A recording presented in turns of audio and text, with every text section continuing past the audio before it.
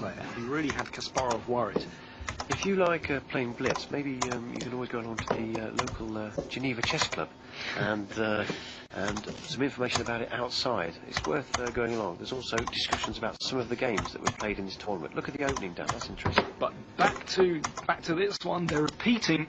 Excuse me, they're repeating the opening from their first game, where really Kasparov won a beautiful game, quite convincingly, and they're playing exactly the same way. I wonder, so far, exactly the same moves. First 15 moves, exactly the same. Anand hasn't really had time to prepare anything new. Maybe he's got a second idea he wants to try out in this game. Now Kasparov having to think again. Should he play in exactly the same way? Is this position easier to play for white or black? This is often he's pushed on with G4 immediately, though. Before he played E6 first, so he's changed. Kasparov's the first to get a new move in. Oh, and Anand offering the pawn on B2. What happens? Knight takes B2, rook B1, rook B1, rook C8. Queen C7. Knight takes B2, rook B1, Queen C7. Doesn't look too bad for that, does it? Knight D5. No, rook C8 he can play. Oh, rook C8. You could have played rook C8 first, that's true. Yeah, that's another story. Well, okay. Knight takes B2 might have been possible, but rook C8's a safe move. Anand attempting to improve his play in the first game, but I'm not totally convinced by this. B3 has come all the same. Now, where does Knight move back to? B6? Yeah. Then A3. Ooh. I suppose you're just going for a simple something takes C2 at the moment. So, what do you play? Queen D2, followed by Knight D5. Knight D5. Actually, E6. But now where are you going? B4. The knight is a bit short. Knight's chasing around the board. Yes, it's almost comical how these two knights have been hopping all over the place and nothing else has been happening. But okay, I think this is okay for Anand. Somehow this knight on A3 looks very odd indeed. It's getting critical very quickly. Knight down to D3. What do you think? Knight D3. Maybe then bishop takes D4 and rook takes C2. And it's very risky. You're giving up your black squares for that pawn. Queen's come to E1, defending the knight on B4, trying to hold his position together. And then, well, who's got the worst place? H4, Kasparov advancing those pawns again. Obviously, you can't take an H4 because you lose the knight on D4. I suppose you can play C4 and the knight on A3 might look a bit silly later on. Maybe rook D1, bishop E3. He's trying to play. Well, we're going to get the same structure: pawn down to H3, then G3. That's right. Oh dear. Yeah, he's done it. Well, we've almost got the same pawn structure as in that first game, and somehow, I was very sceptical about White's position in that game. Knight B5. You know, Knight B5. This is quite dangerous. Knight takes B5 is possible, with ideas of if the bishop takes A1, knight takes D6 check. If the knight takes B5, there's bishop takes B5, and both white rooks are on prise. So, okay, rook D1. Just bringing this centre. And now the knight finds a better square. Knight C3. Oh, there's a pin. It's a temporary pin. But this list looks awful. I don't like the way Anand's. Maybe you should play this. This knight on C3 is tremendous, and now the rook on D1 is attacked. The pawn on E4 is attacked. I think Anand's in all kinds of trouble. This is a repeat performance of the first game. Look at Anand's king; it's wide open. I think it was a mistake too. I think you should have sacked the exchange with knight F2 and picked up the G pawn in compensation. Well, I just don't think you should have gone for this opening again. He obviously didn't have a clear improvement. Hold on, there's something happening on the E file, isn't there? On the F file. There's all sorts of funny things are happening here. Knight F5. Okay, Anand has given up a couple of pawns, just trying to get some play, but it looks desperate. Queen C6. There we go. We got the same mate thread again. Is it the same as in the first game? Queen E2, defending against the mate, but this is pretty ugly. Oh, Queen E4. That's a powerful move. Hitting the rook, hitting the bishop. There can be all sorts of exchanges here. Just a rook to F1, rook to F1, and then bishop H6 just wins on the spot. Because oh dear, I think Anand is completely collapsed in this game. I think he should have. Oh, rook F2 is a better square because at least G2 is defended. Knight D5 is horrible. Kasparov dominating the position. That's right. I mean, just a series of exchanges and you've got a very nice ending. There's no longer any problems. Just take it off.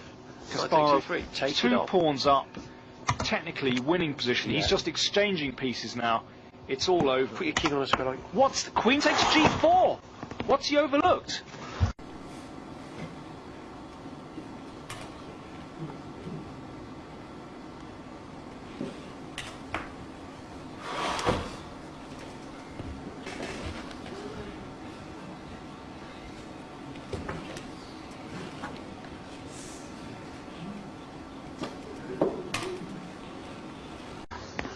This is incredible.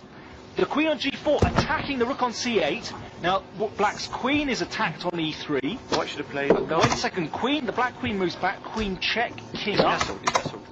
He's castled, sacking his queen. He should have played knight takes e3, and then he got the technical position. Queen takes e3 it was just 2 laps. Well, Kasparov's got a big advantage on the clock, but suddenly. Well, how's the position? What an elementary blunder from Kasparov. He had a winning position, and now how is it? Well, completely unclear. Kasparov still has chances here. It was a rook and a bishop for the queen, but Anand moving the queen in. Knight d4, maybe now e4 next move. The idea of bringing the rook down as the c4. Oh, but Anand just munching these pawns. Good move. The queen on stopping b7. E4, stopping E4. Covers the pawn on e4. Rook c3. You've got to get active. Clock time's 1:45 for Anand, 2.5 minutes for Kasparov. You've got to get active. Rook c3. Come on, get those pieces going. Double the rooks, maybe. Oh no, double rooks is disastrous. f7 drops. Well, there's knight c4 go.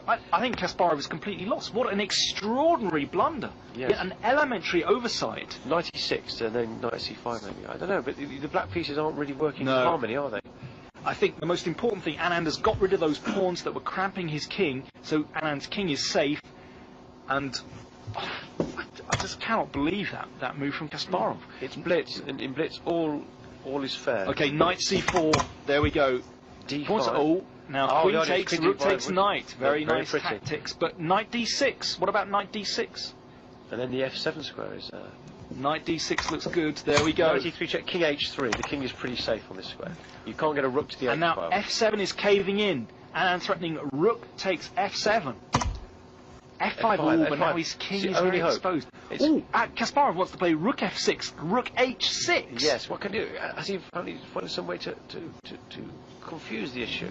What to play? Queen to e7 or something? Queen to e6?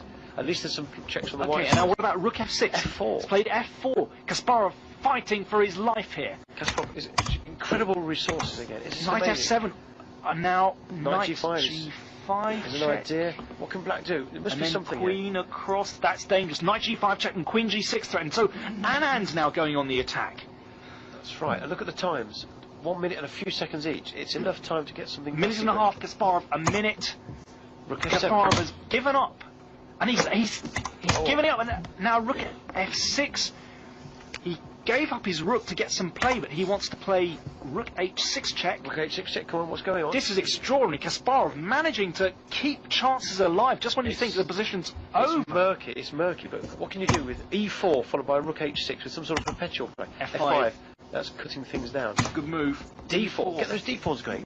Kasparov's managed to get incredible And now resources. how is rook f4, queen e7? He just wants to play queen takes pawn on e4. And with a material advantage here, queen gets bishop and knight. But Kasparov fighting for his life here. How about d3, queen takes e4, d2, rook takes d2, rook check, knight f1 check, and knight takes rook on d2. Well, this is maybe possible. Kasparov glancing at the clock, he's under a minute. But Anand only has 47 seconds left. 47 is 55, 54, incredible stuff. Rook h6 check, king goes to g3. Can you find a move then? You're a bit restricted. Play rook h6, king g3. Knight f1, knight d1, what's this? He's hitting a rook. Rook f4. Maybe if white's threatening rook g4, that would be end of the world. Rook g4 and wins. Rook g4, that looks over, and he's resigned. Extraordinary.